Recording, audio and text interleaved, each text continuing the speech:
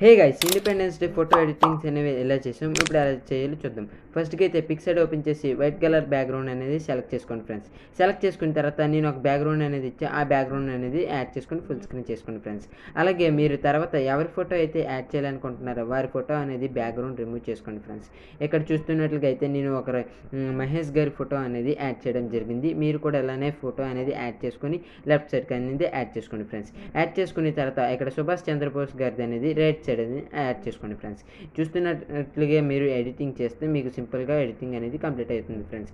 అలాగే ఇక్కడ మనం ఫ్రీడమ్ ఫైటర్స్ అనేది మిడిల్లో యాడ్ చేసుకొని అలాగే బ్యాక్ సైడ్ సన్లైట్ షాడో అనేది యాడ్ చేసుకోండి ఫ్రెండ్స్. యాడ్ చేసుకుంటే మనం చూస్తున్నట్లుగా బ్యాక్ సైడ్ అనేది యాడ్ చేసుకోండి. అలాగే మిగతా ఏమైనా క్యాప్షన్స్ అనేవి యాడ్ చేసుకోండి ఫ్రెండ్స్, లైక్ నేమ్ అటువంటివి. అలాగే తర్వాత మీరు ఏమైనా ఎడిటింగ్ లోగోస్ అనేవి యాడ్ చేయాలనుకుంటే యాడ్ చేసుకోండి friends. Thank you for watching.